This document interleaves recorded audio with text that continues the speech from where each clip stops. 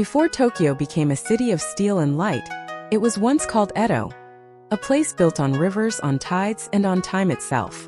In the 18th century, as merchants bustled through narrow streets and the aroma of grilled fish drifted through the air, something extraordinary was born from simplicity. It was called Edomae Sushi, sushi in front of Edo, not born in luxury, but in the hands of street craftsmen who fed the heartbeat of a growing city. Fast, flavorful, and alive, this was food for the people, and it would become the ancestor of sushi as the world knows it today. The word Edomae means in front of Edo, referring to Tokyo Bay, the lifeblood of the city. Every dawn, fishermen returned with treasures from these waters: conger eel, flounder, clams, shrimp, and tuna, the soul of Edomae Sushi. But in those times there were no refrigerators. To preserve freshness, sushi masters turned necessity into art. They marinated fish in soy sauce, cured it in salt or vinegar, simmered it gently in sweet soy, or seared it with fire. These weren't just techniques, they were stories of adaptation. A taste of the sea shaped by human wisdom. Each piece was both preservation and poetry, a moment of the ocean captured forever on rice. The magic of Edomae Sushi lies not in ingredients alone, but in the hands that create it. Early sushi was meant to be eaten quickly, shaped fast, served fast, devoured fast. Each nigiri, from the word to grasp, was formed with intuition and control. Too tight and the rice would lose its soul. Too loose and it would fall apart. Between those two breaths lies mastery. These craftsmen were not chefs in the modern sense, they were storytellers of the sea. Each movement spoke of rhythm, respect, and years of silent training. In every piece of sushi was the pulse of Edo itself, fleeting but eternal. Picture Edo at dusk. Lanterns swaying, merchants calling out, laughter spilling from wooden taverns. Here, sushi wasn't a luxury, it was fast food, served from small stalls known as yatai, ready to eat in seconds.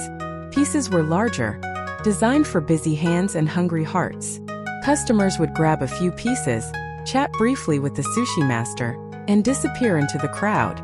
Each encounter was fleeting, yet unforgettable, because in Japan there's a saying, ichigo ichi, one moment, one meeting. Every bite of sushi was a meeting between sea and city, between craftsman and customer. To understand Edomae Sushi is to understand the beauty of imperfection and patience. Preservation was never just about keeping fish fresh. It was about transforming time into flavor. Aged fish, marinated or simmered, gained complexity. The salt, vinegar, and soy danced with the tang of rice, creating balance, the harmony of umami. And behind that harmony stood a philosophy, Shokunin Kashitsu, the spirit of craftsmanship. It means devotion, humility, and discipline so deep that work becomes meditation. A sushi master doesn't control nature. He listens to the season, to the fish, to the temperature of his own hands. Each day he starts again, chasing a perfection that can never be fully caught. When Edo became Tokyo, the world around sushi changed. Refrigeration arrived. New ingredients from distant seas appeared. The bold, preserved flavors of old Edo gave way to the delicate freshness we know today. Yet the essence, the soul, remained unchanged. Even now, when a sushi master passes a piece of nigiri across the counter, the gesture echoes through centuries. A bridge between Edo's fishermen and Tokyo's dreamers. A single silent offering that says, "This is our history in one bite." When Edo became Tokyo, the world around sushi changed. Refrigeration arrived. New ingredients from distant seas appeared. The bold, preserved flavors of old Edo gave way to the delicate freshness we know today. Yet the essence, the soul, remained unchanged. Even now, when a sushi master passes a piece of nigiri across the counter, the gesture echoes through centuries. A bridge between Edo's fishermen and Tokyo's dreamers. A single silent offering that says, "This is our history in one bite."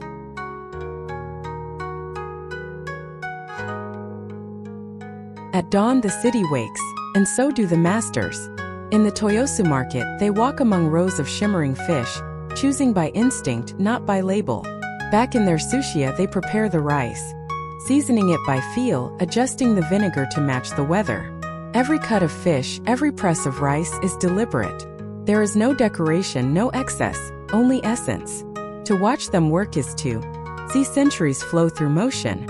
In a world chasing speed, Edomae Sushi whispers a different truth, that real perfection is found in attention, not abundance.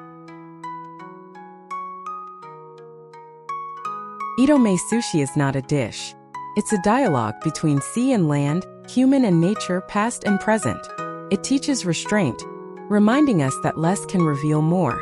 It honors impermanence, for each piece must be eaten in seconds before it fades. And it celebrates harmony, where no flavor dominates, but all coexist. It is Japan's quiet philosophy, shaped in the palm of a hand, to find beauty not in what is added, but in what is left untouched.